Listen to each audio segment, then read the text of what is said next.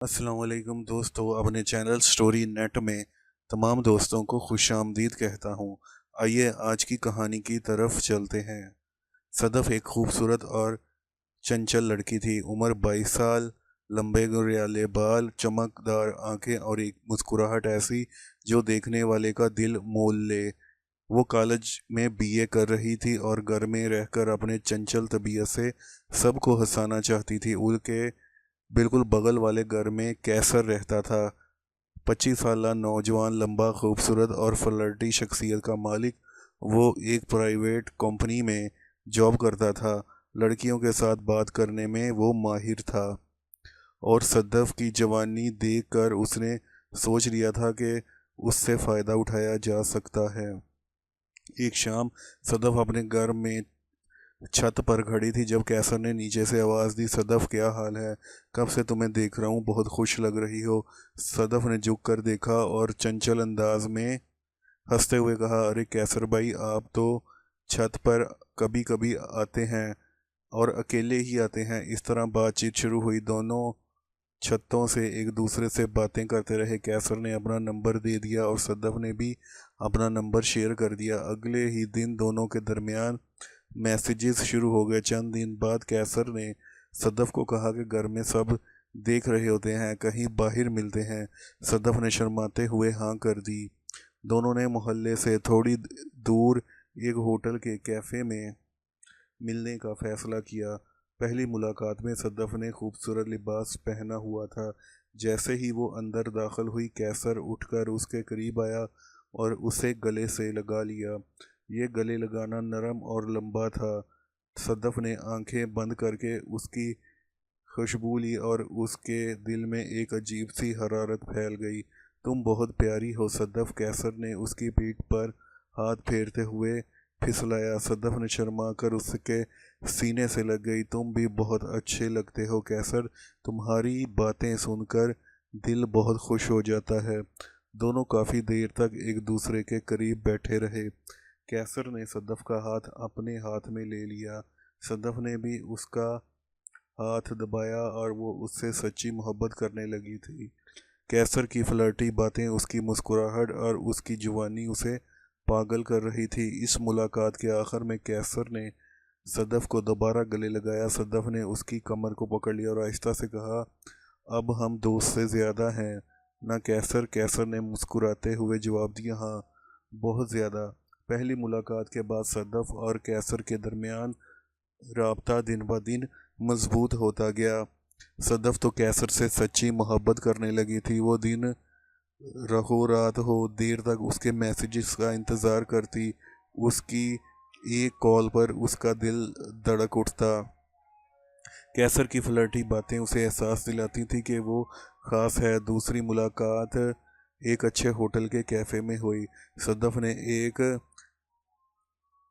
रोज़ी रंग का सूट पहना हुआ था। जब वो अंदर दाखिल हुई तो कैसर ने फ़ौरन उठकर उससे गले लगाया। ये गले लगाना बहुत गहरा और लंबा था। सदफ ने आंखें बंद करके कैसर की मजबूत बाहों में खुद को सहारा दिया। कैसर, तुम्हारे बगैर मुझे लगता है जैसे सब कुछ अधूरा है, सदफ ने उसके सीने पर सर रखते हुए नरम आवाज़ में कहा।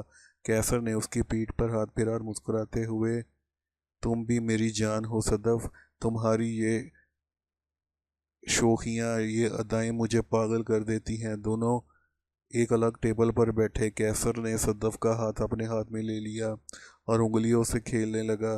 सदफ भी शर्मा रही थी मगर खुश भी थी। कैसर उसकी तारीफ करता रहा, तुम्हारी आंखें देख कर दिल रुक जाता है, तुम्हारे बालों की खुशबू पागल कर देती है। इस मुलाकात में दोनों ने एक दूसरे को कई बार गले लगाया। एक बार जब सदफ ने कहा कि वो उसे बहुत याद करती है तो कैसर ने खड़े होकर उसे मजबूती से सीने से लगा लिया। सदफ ने उसकी कमर को पकड़ कर रखा था। दोनों कई लम्हों तक इसी तरह खड़े रहे। अगले हफ्ते वो एक होटल में मिले।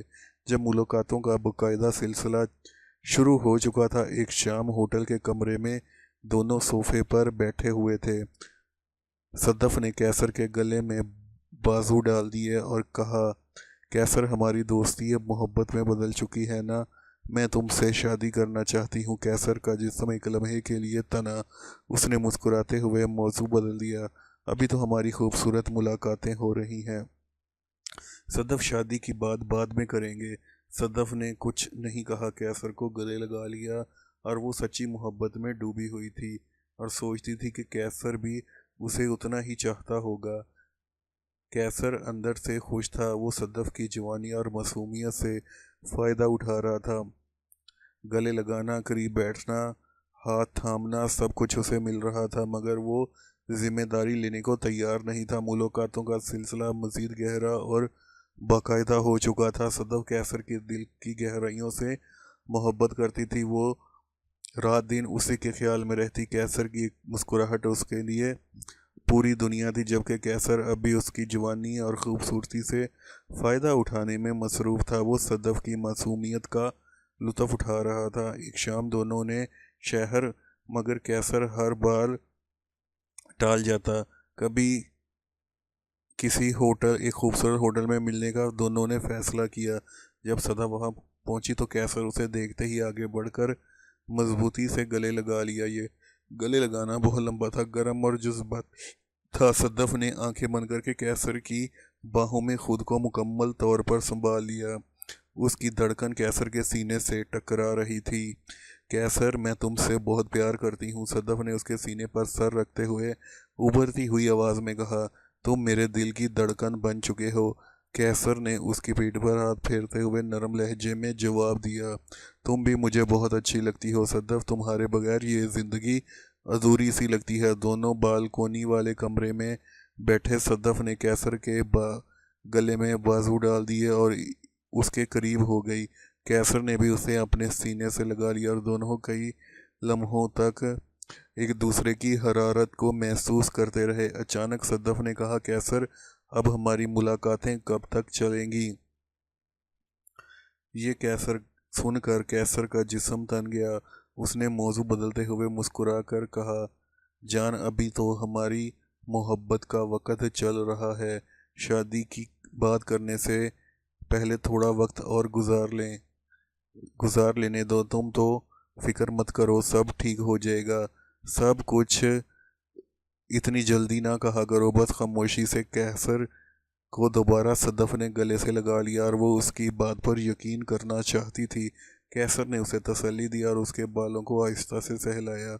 उसके बाद भी मुलाकातों में सदफ वक़्त आएगा कहकर बात ख़त्म कर देता। एक रात जब दोनों होटल में बैठे हुए थे, सदफ रोते हुए बोली, कैसर, मुझे डर लगता है कि तुम मुझसे सिर्फ वक़्त गुजारने के लिए मिल रहे हो। मैं तुमसे सच्ची मोहब्बत करती हूँ। कैसर ने उसे मजबूती से गले लगा लिया और बोला, ऐसा मत सोचो सदफ, मैं तुम्हारे साथ हूँ। मगर कैसर के दिल में दूसरी ही सोचें थी। वो सदफ की जवानी का लुत्फ उठा रहा था, मगर जिम्मेदारी लेने को तैयार नहीं था। वक्त तेज़ी से गुजर रहा था। सदफ और कैसर की मुलाकातों का सिलसिला अब 6 माह से ज़्यादा हो चुका था।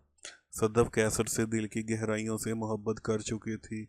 वो उसे अपनी ज़िंदगी का सबसे अहम हिस्सा समझती थी। हर रात वो कैसर के बारे में सोच कर सोती और हर सुबह उसकी एक मैसेज की उम्मीद उसे जगाती।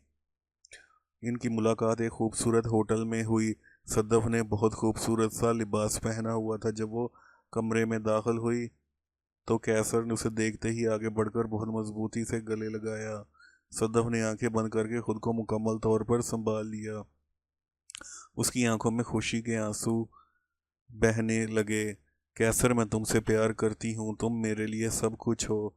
सदफ ने उसके सीने पर सर रखते हुए बड़ी आवाज़ में कहा। कैसर ने उसकी पीठ पर हाथ फेरा और आहिस्ता से बोला, और मैं भी तुम्हारे लिए बहुत ख़ास हो सकता हूँ। दोनों सोफे पर बैठे सदफ ने कैसर के गले में बाजू डाल दिए। कई लम्हों तक एक दूसरे के दिल की धड़कन सुनते रहे। फिर सदफ ने जज्बाती होकर कहा, कैसर, अब बहुत हो गया है। अब मैं तुमसे शादी करना चाहती हूँ।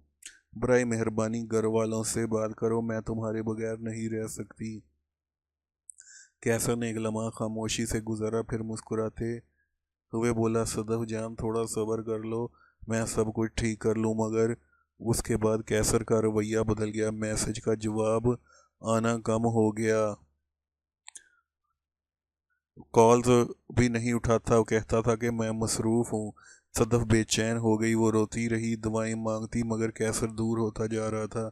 एक हफ्ते बाद जब सदफ ने कैसर के घर फ़ोन किया तो पता चला कि कैसर अपना सामान लेकर अचानक कहीं चला गया है। उसने अपने घर वालों को भी सिर्फ एक नोट छोड़ा था कि वो कुछ दिन के लिए बाहर जा रहा है। सदफ के पांव तले से ज़मीन निकल गई। वो रोते हुए घर आई और बिस्तर पर गिर पड़ी। उसकी चंचल मुस्कुराहट अब गायब हो चुकी थी। वो रात भर कैसर के गले लगाने की याद में रोती रही। तुमने मुझे क्यों धोखा दिया कैसर? मैंने तुमसे सच्ची मोहब्बत की थी। कैसर कभी वापस नहीं आया और वो सदफ की जवानी और मासूमियत से फ़ायदा उठाकर खामोशी से गायब हो गया था। वक़्त के साथ सदफ ने खुद को संभाला और अब वो ज़्यादा संजीदा और बालिग हो चुकी थी। उसकी चंचल तबीयत वापस आई, मगर दिल के कोने में कैसर का जख्म हमेशा के लिए रह गया। वो अक्सर सोचती कि मोहब्बत में भरोसा करना कितना ख़तरनाक हो सकता है।